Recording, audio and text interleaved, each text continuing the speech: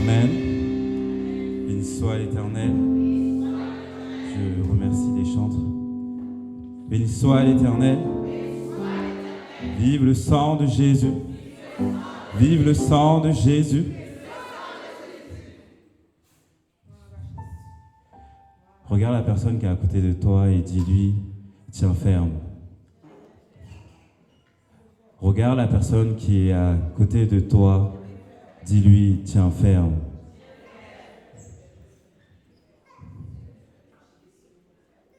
Nous vivons dans des temps qui sont très compliqués et très difficiles. Amen. Avant de commencer, je salue notre pasteur Marie, je salue le pasteur Cindy, je salue les chantres pour ce travail qu'ils font, les musiciens également. Avant de commencer, ma sœur m'a parlé hier en rentrant du travail. Ma sœur, elle travaille à l'hôpital et elle m'a raconté une histoire. Elle m'a dit tout le monde sait, tout le monde voit ce que c'est un bois constructeur. C'est un serpent. Ce serpent, il n'a pas de venin, mais la manière dont il tue sa proie, c'est qu'il l'étrangle, il l'étouffe, il se tourne autour de lui. Amen. Et elle me disait qu'il y a une femme qui travaillait à l'hôpital et qui était en 12 heures. Et du coup, elle a laissé ses 2 enfants à la maison, un de 2 ans et un de 9 ans. Et le plus petit, qui a 2 ans, il voulait aller aux toilettes. Et quand elle a ouvert la porte, qu'est-ce qu'il a trouvé? Un serpent. Le serpent, apparemment, est passé dans les égouts par les toilettes. Et on a retrouvé l'enfant dans le corps du serpent. Amen. Le petit qui a 9 ans, qui a vu ça, il a été traumatisé. Il a crié, il a appelé les voisins, mais il était trop tard. Ils ont appelé la police, mais il était trop tard. Ça s'est passé à Saint-Denis. Amen. Il était trop tard. La police est partie chercher la mère et apparemment elle est en prison. Le petit de 9 ans a été placé. Quand je vous dis, disons, béni soit l'Éternel, béni soit l'Éternel, béni soit l'Éternel. Vous ne savez pas combien de fois le Seigneur a protégé votre famille, vous a protégé. Ne venez pas à l'église en vain. Ne dites pas béni soit l'Éternel en vain. Amen. La grâce qui coule sur vous peut couler aussi, coulera sur vos enfants. Amen.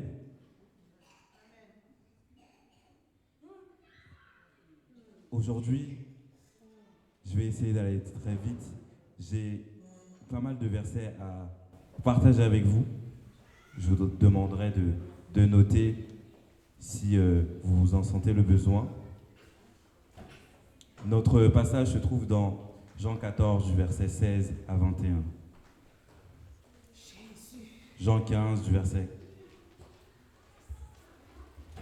Non, Jean 14, du verset 15 à 21, pardon. Je vais vous demander de vous mettre debout pour le respect de la parole de Dieu.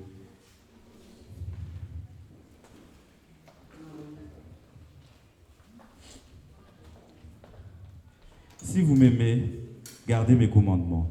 Et moi, je prierai le Père et il vous donnera un autre consolateur, afin qu'il demeure éternellement en vous. L'Esprit de vérité que le monde ne peut recevoir, parce qu'il ne le voit point, il ne le connaît point. Mais vous, vous le connaissez, car il demeure en vous, et il sera en vous. Je ne vous laisserai pas orphelin.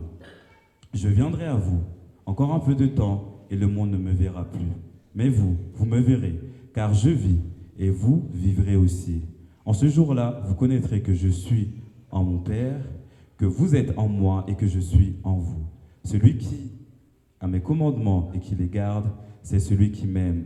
Et celui qui m'aime sera aimé de mon Père. Je l'aimerai et je me ferai connaître à lui. Parole du Seigneur. Amen. Aujourd'hui, nous allons parler du Saint-Esprit. Avant de rentrer plus profondément dans le message, le Saint-Esprit, qui est-ce? Le Saint-Esprit, c'est, vous savez, on prie le Dieu notre Père, le Dieu le Fils et le Dieu le Saint-Esprit. Amen. Et l'Esprit, c'est l'Esprit de Dieu. C'est une personne. On a souvent tendance à l'oublier, mais l'Esprit de Dieu, c'est une personne. Et il est Dieu. Le titre de notre prédication est « Reconnais la puissance du Saint-Esprit en toi ».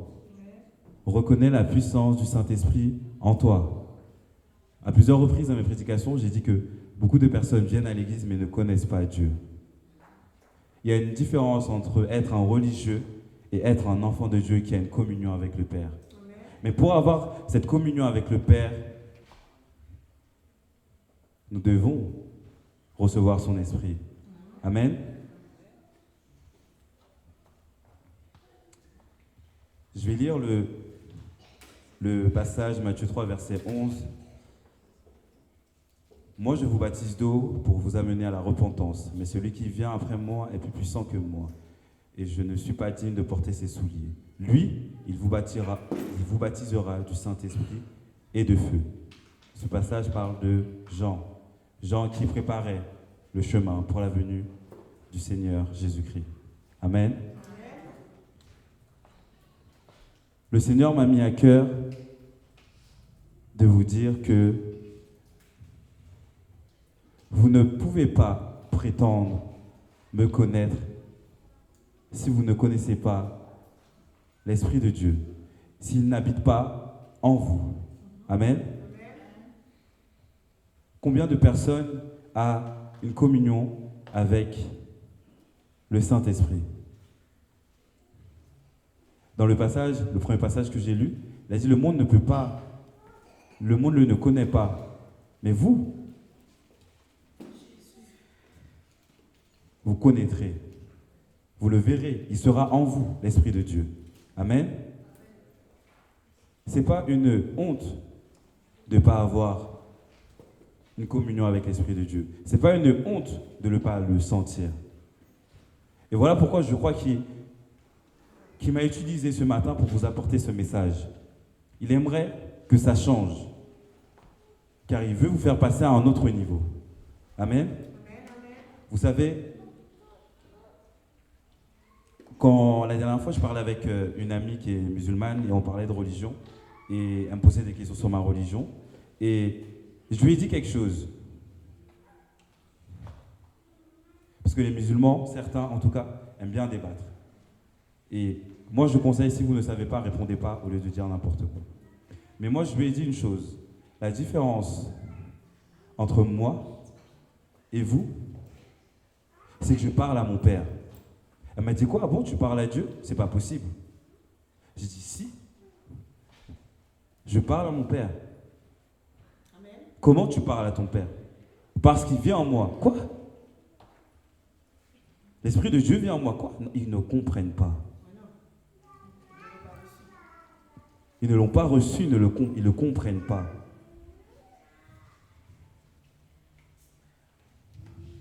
Vous, qui venez à l'église, vous qui croyez en Dieu, l'avez-vous reçu? Jean a préparé. Il faisait le baptême d'eau. Amen. Et il a dit quelqu'un d'autre viendra.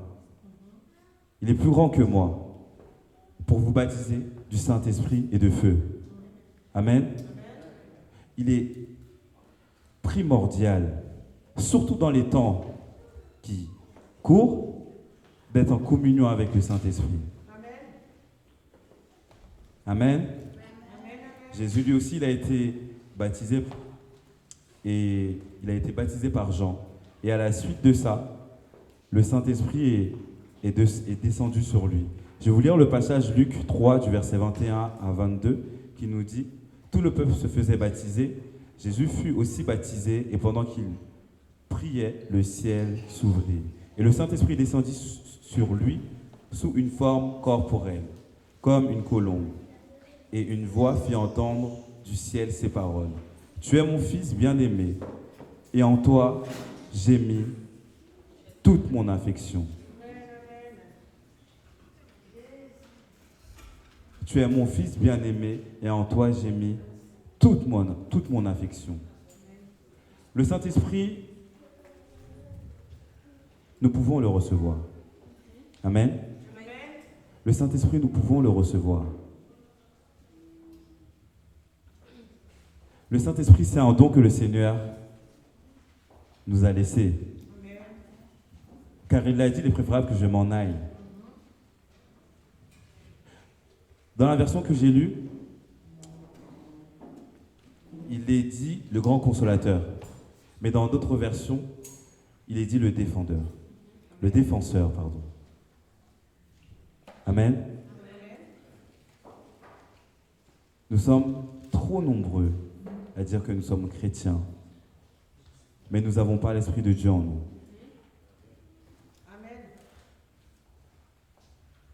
L'Esprit de Dieu n'est pas loin. Amen. Nous refusons. La Bible dit, demandez, vous recevrez. Croyez que vous avez reçu. Amen. Et je crois que, comme il le dit, si on demande avec tout notre cœur, on recevra. Amen.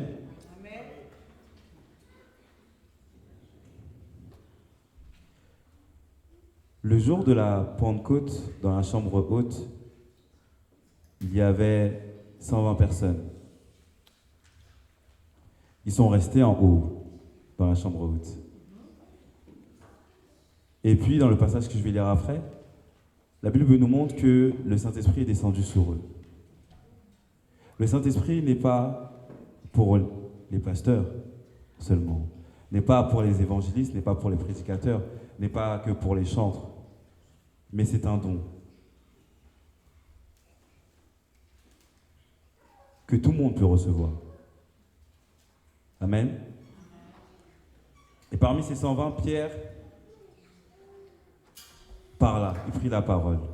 Dans Acte 2, du verset 38 à 39, Pierre leur dit, « Repentez-vous et que chacun de vous soit baptisé au nom de Jésus-Christ pour le pardon de vos péchés, et vous recevrez le don du Saint-Esprit.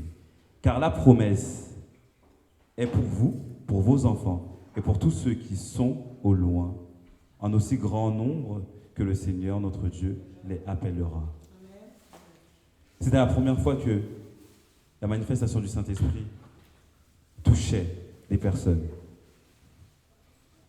Et comme il nous dit le verset 39, car la promesse est pour vous et pour vos enfants.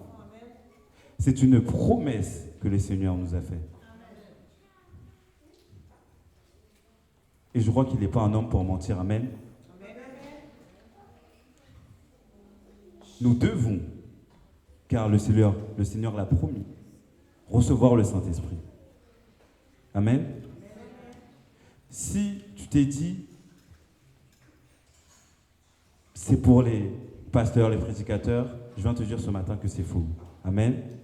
Si tu ne le ressens pas, le Seigneur te dit, tu peux le recevoir, car c'est une promesse que je t'ai faite. Amen. Le Saint-Esprit, comme je le disais tout à l'heure, c'est une personne.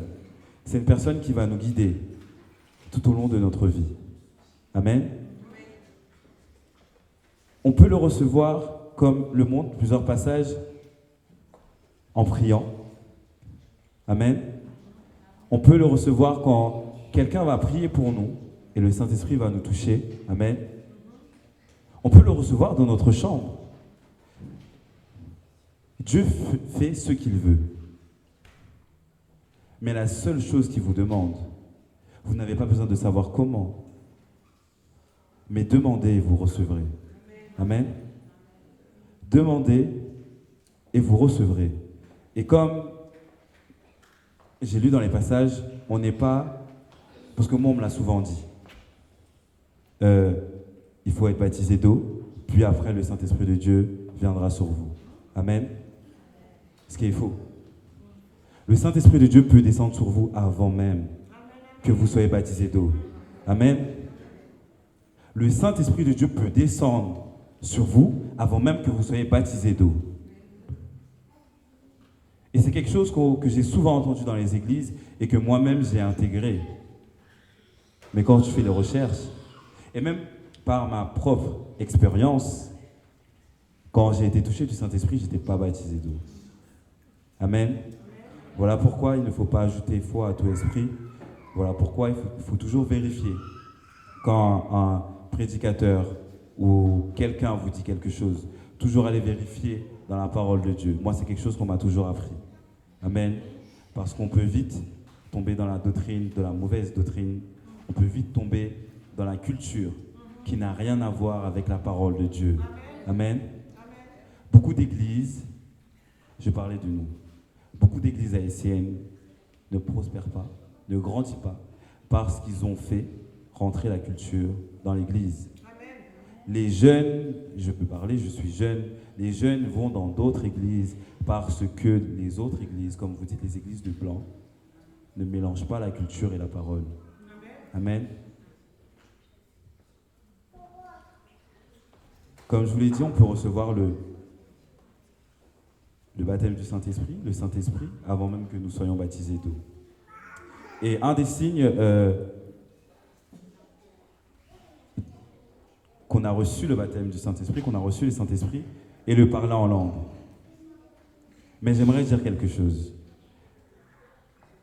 Dans la Bible, je ne vais pas lire le verset pour ne pas être trop long, mais dans la Bible, il y a des personnes qui ont reçu le Saint-Esprit et qui n'ont pas parlé en langue. La Bible dit, ils ont vu. On ne nous dit pas ce qu'ils ont vu, mais ils ont vu. Amen. Et je sais que beaucoup de personnes, et j'en faisais partie, se disent, puisque je ne parle pas en langue, je n'ai pas encore reçu le Saint-Esprit. Parce qu'on vous a tellement dit que le signe, c'est que tu as reçu le Saint-Esprit, c'est quand tu parles en langue. Et si ça n'arrive pas pour toi, tu n'as pas le Saint-Esprit. Ce qui est faux. Ce qui est faux. C'est une promesse que l'Éternel vous a faite. Je vais lire Acte 10. Acte 10 du verset 44 à 47. Comme je vous l'ai dit, n'hésitez pas à noter parce que je vous donne pas mal de versets. Amen. Regardez comment Dieu est grand. Regardez comment Dieu est bon. Regardez comment Dieu ne regarde pas à vous pour venir à vous. Verset 44 qui dit, comme Pierre prononçait encore ces mots, le Saint-Esprit descendit sur tous ceux qui écoutaient la parole. Tous les fidèles circoncis qui étaient venus avec Pierre furent étonnés de ce que le don du Saint-Esprit était aussi répandu sur les païens. Car ils les entendaient parler en langue et glorifier Dieu. Alors Pierre dit, peut-on refuser l'eau du baptême à ceux qui ont reçu le Saint-Esprit aussi bien que nous? Et il ordonna qu'ils fussent baptisés au nom du Seigneur, sur quoi ils prièrent de rester quelques jours auprès d'eux. Vous savez, souvent on nous dit ne jugez pas. C'est pas parce que vous êtes dedans, dans l'église, que vous êtes meilleur que ceux qui sont dehors. Et parfois vous êtes pire que ceux qui sont dehors. C'est pas parce que vous voyez quelqu'un s'habiller d'une certaine manière ou avoir un certain comportement que c'est pas un enfant de Dieu. Nous ne sommes pas là pour juger. Nous pouvons aider nos frères et sœurs. Amen. Et c'est ce que nous devons faire. Dans l'amour, dans la patience. Mais nous ne sommes pas là pour juger. Et par ce passage, Dieu montre que, puisqu'ils ont entendu la parole, ils ont été baptisés du Saint-Esprit. Amen. Ils n'avaient pas reçu le baptême d'eau. Et la Bible nous dit c'était quoi? C'était des païens. À plus forte raison, toi qui crois au Seigneur,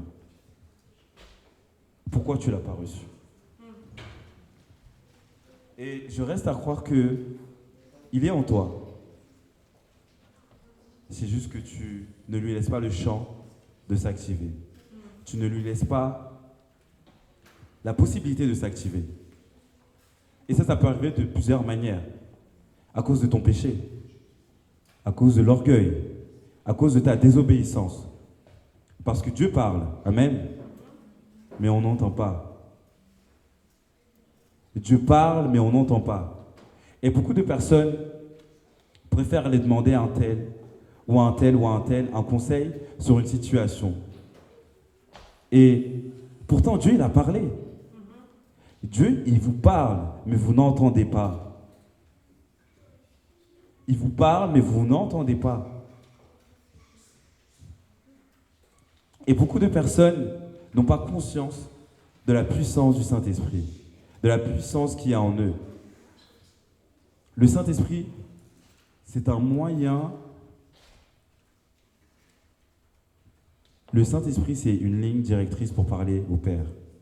Que tu sois dans le métro, que tu sois à l'église, que tu sois dans ta chambre. Amen. Parfois, je marche et il y a une voix qui me dit « Prends cette rue-là plutôt que celle-ci ». Pourtant, celle-ci est plus longue. Mais je ne sais pas pourquoi. Et je n'ai pas besoin de savoir pourquoi. Mais si je sais que c'est le Père qui me parle, j'écoute. Tout simplement.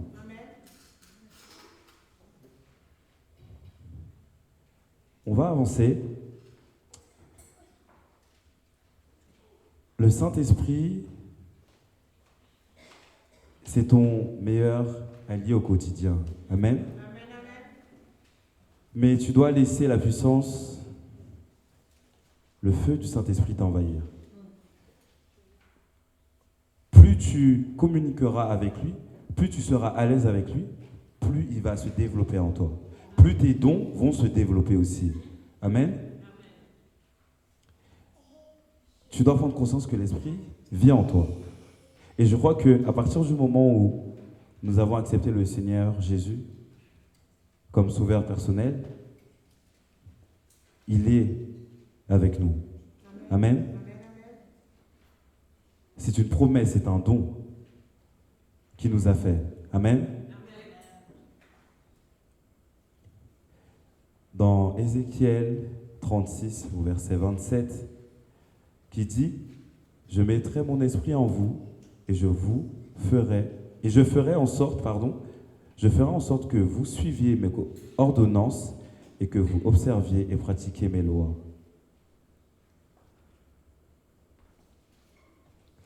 Nous savons que le péché, nous ne pouvons pas le vaincre tout seul.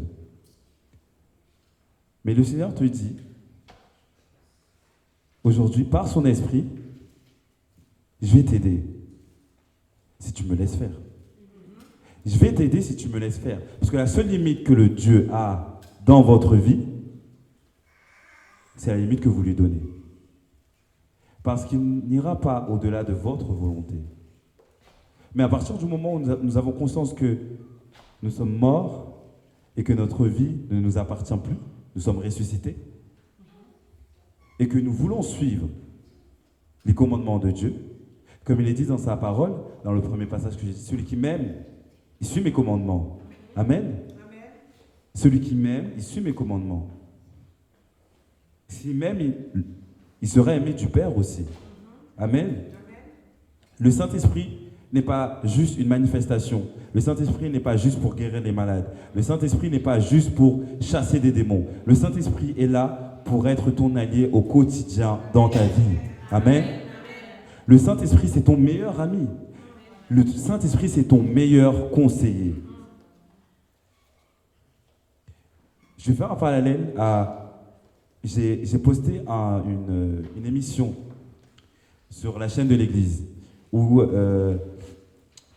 une femme, elle s'appelle Jenny, elle a témoigné. C'est une émission qui s'appelle Une fois un chrétien que j'ai depuis pas mal de temps, mais j'ai décidé de la poster maintenant sur la chaîne de l'Église. Et pendant son témoignage, elle parle de cette relation qu'elle a avec le Saint-Esprit. Amen. Malgré qu'elle pensait qu'elle était loin du Saint-Esprit, mais elle parle avec le Père. Pour des trucs futiles. Pour des trucs qui, pour toi, n'ont pas de sens, pas d'intérêt. Elle prend l'exemple elle cherchait ses affaires, elle devait partir. Et elle avait l'habitude de se mettre devant sa fenêtre, de regarder au loin, de regarder le ciel et de parler avec le Père. Amen. Et Elle cherchait ses affaires, elle a dit, mais Seigneur, dis-moi où sont mes affaires. Et le Seigneur a tourné sa tête dans la bonne direction. Elle est partie, elle a trouvé ses affaires. Reconnaissez la puissance du Saint-Esprit en vous. Reconnaissez la puissance du Saint-Esprit. C'est votre meilleur conseiller. C'est votre meilleur guide. Elle reprend un deuxième exemple, parce qu'elle s'est mariée. Je ne sais pas si vous avez suivi l'émission, mais elle s'est mariée. Mais le Seigneur lui avait parlé. Le Seigneur lui a dit de quitter la personne avec qui elle était, mais que cette personne reviendra. Elle a compris quoi? Il va revenir, donc je vais me remettre avec lui. Elle a compris ce qu'elle voulait comprendre. Souvent, on dit que le Seigneur ne m'a pas parlé. Tu ne veux pas entendre ce que le Seigneur il t'a dit. Tu ne veux pas entendre ce que le Saint-Esprit il t'a dit de faire. Parce que tu veux faire ta volonté. Ne dis pas que le Seigneur ne parle pas. Il parle. Nous sommes ses enfants. Quel père ne répondrait pas à son enfant? Et puis elle s'est mise avec lui. Et elle a souffert. C'est pas une surprise. Le Seigneur te dit, c'est pas moi qui te fais souffrir. Mais c'est toi, par ton propre chef, tu as pris ta décision. Tu m'as limité dans ta vie. Je ne peux plus rien faire. Parce que je te laisse le soin de choisir. Je mets devant toi la vie et la mort. Choisis la vie. Et toi, tu as choisi de faire le chemin que tu voulais. Et tu en payes les conséquences. Et je ne vais pas parler de son témoignage, je vais vous laisser y aller et regarder. Mais elle dit, à la fin, elle demande au Seigneur, qu'est-ce qui s'est passé? À quel moment je n'ai pas compris? Parce qu'elle pensait qu'elle avait demandé au Seigneur et que le Seigneur lui avait répondu et qu'elle était dans son bon droit. Et puis elle est revenue au Seigneur, elle n'a pas dit au Seigneur, c'est ta faute comme beaucoup nous faisons. Beaucoup de personnes aiment dire, mais Seigneur, si tu es Dieu, si je suis ton enfant, pourquoi tu m'as laissé tomber dedans? Je ne t'ai pas laissé tomber dedans, tu es partie tomber toute seule comme une grande parce que tu m'as désobéi. Amen.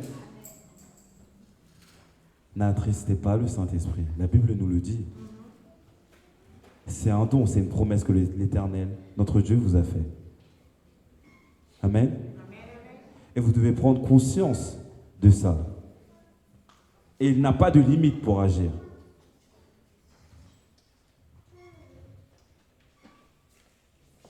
La grâce, la puissance, le feu du Saint-Esprit qui coule en vous. Je vous le dis en vérité, même si votre enfant ne croit pas encore en Dieu, mais si votre lumière, votre puissance brille de mille feux, comme on dit, cette même grâce va protéger votre famille. Amen. Cette même grâce va protéger votre famille. Le baptême ne sauve pas. Ce n'est pas parce que vous avez reçu le baptême du Saint-Esprit que vous êtes sauvés. Mais le Saint-Esprit, c'est notre guide. Au quotidien, dans tous les choix que nous ferons, que ce soit pour le travail, que ce soit pour l'Église, que ce soit pour vos enfants, que ce soit pour votre mari, votre femme. Vous savez, tout le monde a des problèmes, mais quand tu es ennemi avec la personne qui couche avec toi dans le même lit, c'est terrible. Je ne l'ai pas encore connu. Mais si j'entends, par les témoignages que j'entends au quotidien, c'est terrible. Combien de personnes ne rentrent pas chez eux parce qu'ils se sentent mal chez eux? Ils préfèrent traîner dehors, homme ou femme, hein, peu importe. Ils préfèrent traîner un peu dehors. Ils ont fini le travail, mais ils traînent un peu dehors. Ils rentrent le soir juste pour dormir.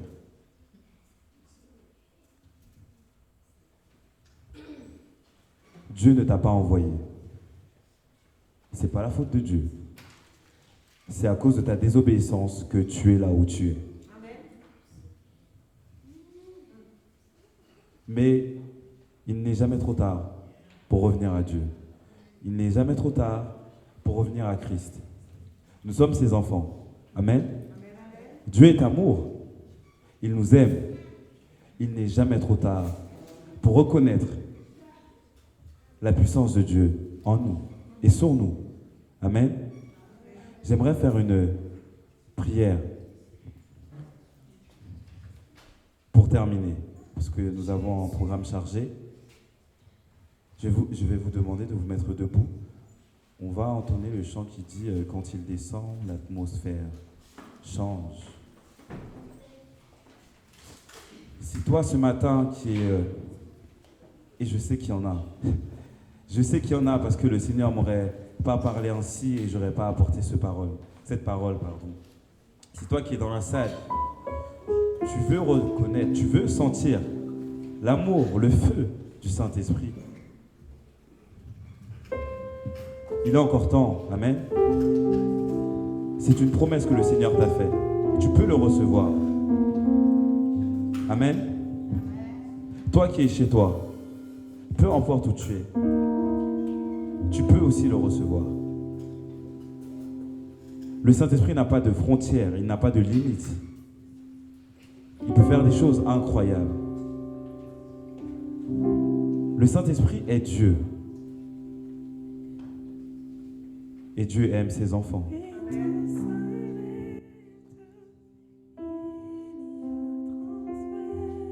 J'aimerais que là où vous êtes, vous fermez les yeux. Et quand on demande quelque chose, on ne reste pas les bras vers le bas, mais on demande en mettant les bras vers le ciel. Amen. Juste mettre votre main vers le ciel et lui demander, dites après moi. Céleste Père, Jésus-Christ, je crois en toi. Et par cette parole que tu as dit, demandez, vous recevrez. Voici, Seigneur Jésus, je demande à recevoir ton Saint-Esprit. Remplis-moi de ton Saint-Esprit, car je veux ressentir cet amour en moi. Je veux que tu sois mon guide. Je veux que tu sois ma force. Seigneur, me voici. Je crois que tu es mort et tu es ressuscité pour moi, Seigneur Jésus. Et comme tu l'as dit, c'est une promesse. C'est un don que j'ai droit. Alors, Céleste Père,